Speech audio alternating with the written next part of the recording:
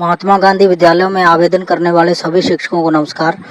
साथियों, इस वीडियो में अपने बात करेंगे कि अभी तक जो आईडी जनरेट हो चुकी हैं वो 1,30,000 से ज़्यादा आईडी जनरेट हो चुकी हैं। पिछली बार जो ट्रांसफ़र के लिए आवेदन थे वो 85,000 थे।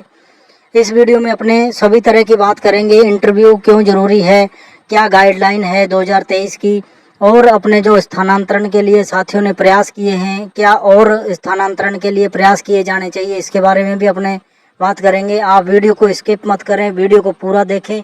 स्क्रीन पर देख सकते हैं आप निर्धारित मापदंडानुसार कक्षा 1 से लेकर 12 तक जो संख्या आपको दिखाई दे रही होगी MGGS के अंदर, भाई कितनी संख्या निर्धारित है। महात्मा गांधी विद्यालय में जो पहले से कार्यरत शिक्षक थे उन्होंने कोर्ट के अंदर रिट लगाई है और उनको उसके अंदर सफलता भी मिली है।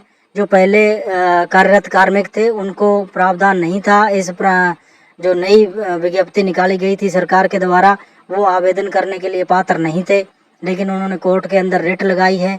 तो कोर्ट का फैसला है जो उनके पक्ष में आया है और जल्द उनको आवेदन करने की तिथि को बढ़ाया जा सकता है, फॉर्म रीओपन भी हो सकते हैं। अब देखिए चयन प्रक्रिया क्या है, इसके अंदर अपने गाइडलाइन की बात करेंगे। पूरी की पूरी जो गाइडलाइन है वो किस प्रकार रहेगी। अपने साक्षात्कार इंटरव्यू जो हैं वो क्यों ज़रूरी हैं। चयन प्रक्रिया नंबर 11 नंबर पॉइंट आप देख सकते हैं, जैसे कि यह निर्णय लिया जाता है कि अनुसूची 1 के अनुसार कॉलम क्रमांक 2 में निर्दिष्ट निश्चित संख्या में रिक्त पदों को भरने के लिए कॉलम में उल्लेखित पात्र अभ्यर्थियों में से चयन किया जाना है। अनुसूची 1 के क्रमांक 3 के अनुसार निदेशक या इस उद्देश्य के लिए अधिकृत कोई भी जो व्यक्ति है वो आवेदन आमंत्रित कर सकता है। ठीक है, और इसको आप स्क्रीनशॉट लेकर के भी आप पढ़ सकते हैं। साथियों,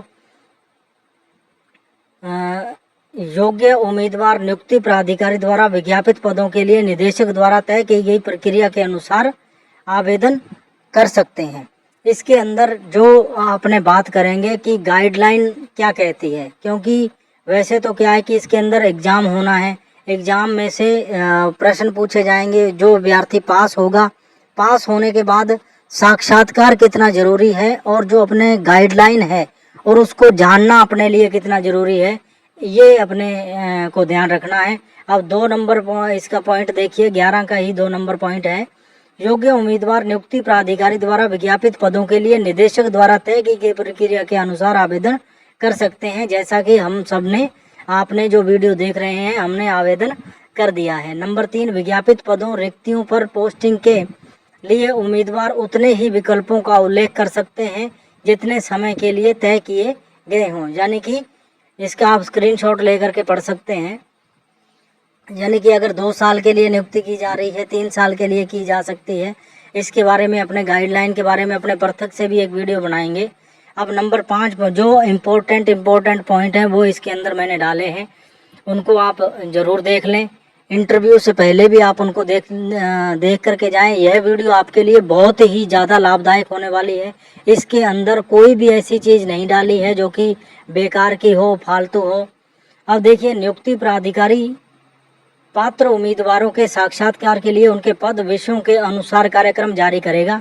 उम्मीदवारों का चयन साक्षात्कार में प्रदर्शन और निदेशक द्वारा निर्धारित मापदंडों के अनुसार तैयार की गई मेरिट के आधार पर किया जाएगा। उम्मीदवारों का चयन भरी जाने वाली संभावित रिक्तियों की संख्या के बराबर उनके उपयुक्तता के अनुसार किया जाएगा और उपयुक्त उम्मीदवारों के नामों की सूची एक तदनुसार तैयार की जाएगी, बशर्ते यदि उपयुक्त व्यक्ति उपलब्ध हो तो चयन समिति अधिक अभ्यर्थियों को आरक्षित सूची में रख सकती है जिनकी संख्या निर्धारित रिक्तियों के 50% से अधिक नहीं होगी। नई चयन प्रक्रिया शुरू होने तक ऐसे उम्मीदवारों के नाम पोस्टिंग के लिए विचार किया जा सकता है। यानी कि 50% अधिक जो व्यक्ति हैं वो पात्र घोषित किए जा सकते हैं। और इसके अंदर ये भी निर्धारित है कि आप पढ़ सकते हैं इसको, इसलिए मैंने डाला है पॉइंट को, कि अलग विषयों के लिए अलग सिलेबस का भी प्रावधान किया जा सकता है। जिस तरह से हमारे शारीरिक शिक्षक बंधु बार बार ये सवाल कर रहे थे कि शारीरिक शिक्षकों की परीक्षा होगी कि नहीं, तो इसके अंदर स्पष्ट रूप से लिखा है कि उसके विषय के अनुसार उसका जो सिलेबस है वो भी अलग हो सकता है, परीक्षा के मापदंड अलग हो सकते हैं, और जो साक्षात्कार के जो बिंदु हैं वो भी अलग हो सकते हैं। अब आप देखिए कि गत वर्ष साक्षात्कार में इंटरव्यू में जो प्रश्न पूछे गए थे उन प्रश्नों को भी आपको ध्यान रखना है। सबसे पहला प्रश्न था, do you know about the guideline 2023 issued for English medium schools. ठीक है, ये पूछा गया है कि क्या आपको अंग्रेजी माध्यम विद्यालयों के लिए जारी गाइडलाइन 2023 के बारे में पता है। पिछली बार जब ये क्वेश्चन पूछा गया तो हमारे 90% साथी इसका उत्तर नहीं दे पाए, क्योंकि उन्होंने जो गाइडलाइन है वो देखी नहीं थी। उनको ये था कि भाई अकेला सिफारिश के आधार पर काम हो जाएगा। आप ये बिल्कुल ध्यान रखें, सिफारिश कितने हद तक चलेगी उसकी भी अपने बात करेंगे, लेकिन आप अपने को प्रिपेयर उस हिसाब से करके जाएं, क्योंकि आपके सिलेक्शन की प्रक्रिया तब कंप्लीट हो जाएगी जब ये जो कमेटी जिला स्तर पर बनाई गई है वो आपका नाम रिकमेंड करेगी। अब दूसरा क्वेश्चन ये था कि what is your motive behind getting appointment in Mahatma Gandhi English medium school. इसका हिंदी अनुवाद मैं आपको कर देता हूँ। आप महात्मा गांधी अंग्रेजी माध्यम विद्यालय में नियुक्ति पाने के पीछे आपका उद्देश्य क्या है। भाई आप क्यों आना चाहते हैं। कुछ साथियों ने तर्क दिया कि हमारी दूरी बहुत ज़्यादा है, तो इस तरह के तर्क ठीक हैं, लेकिन अपने को वहाँ इंटरव्यू के अंदर अपने को ऐसे तर्क नहीं देने हैं। अपने को यही मतलब उसके अंदर प्रस्तुत अपने प्रेजेंटेशन ये देना है कि अंग्रेजी माध्यम विद्यालयों में नवाचार के लिए आना चाहता हूँ, या इस तरह के जो भी प्रश्न हो सकते हैं पॉजिटिव। ठीक है, अपनी समस्या रूपी उत्तर वहाँ पे नहीं प्रस्तुत करना है, अपने को ये ध्यान रखना है साथियों। नंबर 3 देखिए, what innovation would you like do after getting appointment in Mahatma Gandhi English medium school. आप मतलब क्या नवाचार करेंगे महात्मा गांधी अंग्रेजी मीडियम विद्यालय में आने के बाद।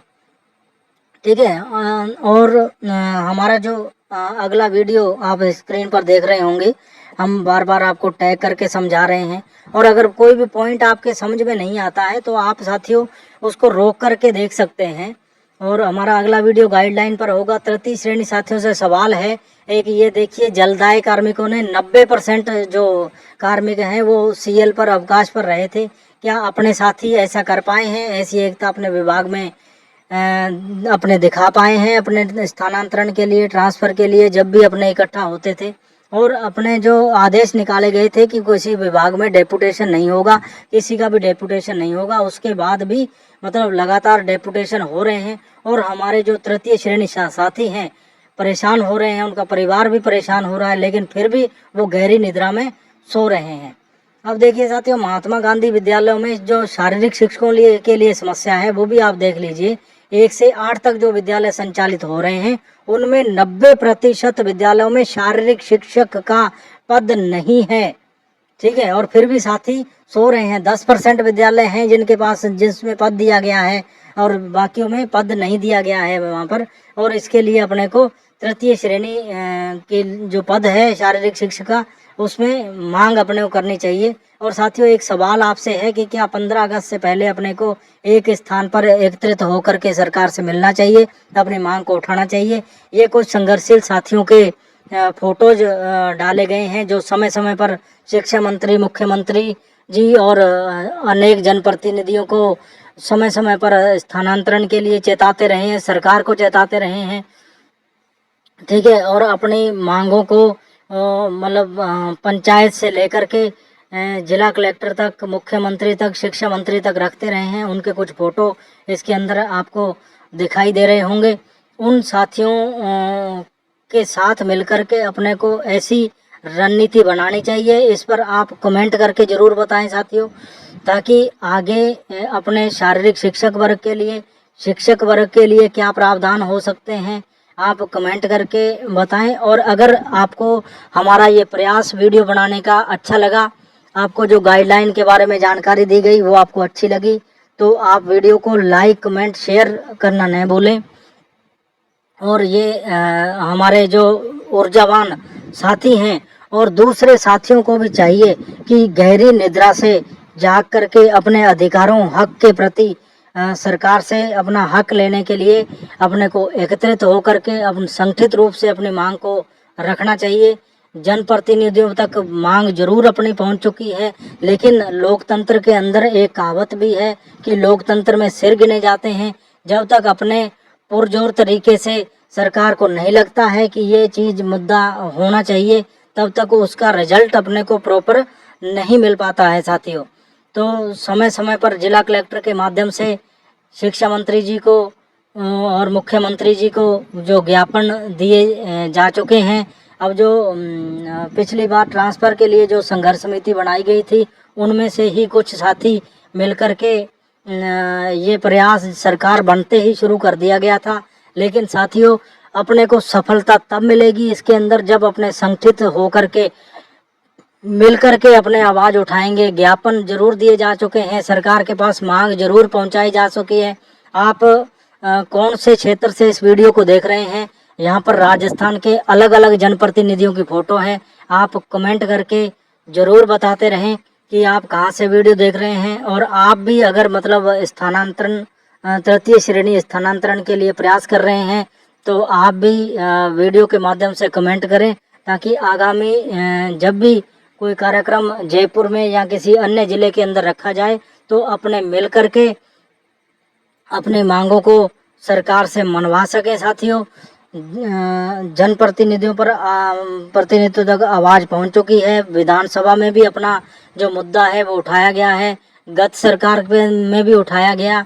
लेकिन अब साथियों, अपने को कुछ न कुछ ठोस निर्णय और रणनीति बनाने की ज़रूरत है, क्योंकि अगर देश का शिक्षक अपनी रणनीति बनाने में असफल हो रहा है, तो दूसरे किसी वर्ग से इस बात की उम्मीद नहीं की जा सकती कि वो रणनीति बना करके जीत सकता है। क्योंकि शिक्षक के पास कलम की सबसे बड़ी ताकत होती है, और अपने को इस कलम की ताकत को यथार्थ करने का समय आ गया है साथियों। क्योंकि सरकार ने अपने साथ जो वादा किया था कि तृतीय श्रेणी शिक्षकों के ट्रांसफ़र किए जाएंगे, ये समय समय पर जो ज्ञापन के माध्यम से निजी सचिव, संयुक्त शासन सचिव महोदय को जो अवगत करवाया गया, और समय समय पर ज्ञापन प्रस्तुत किए गए सरकार को भी और अधिकारियों को भी। लेकिन उसके बावजूद हमारी जो मांग है वो नहीं सुनी जा रही है। तो साथियों, अपने को एक ठोस रणनीति बनाने की ज़रूरत है। जो भी साथी इच्छुक हैं, जो चाहते हैं कि मतलब कोई ना कोई ठोस निर्णय इसके बारे में लिया जाना चाहिए, तो वो साथी कमेंट करके ज़रूर बताएं। और इसके अंदर अगर कोई जानकारी छूट गई हो साथियों, तो उसको अपने अगली वीडियो में शामिल करेंगे। लाइक, कमेंट और शेयर करना नहीं भूलें। धन्यवाद।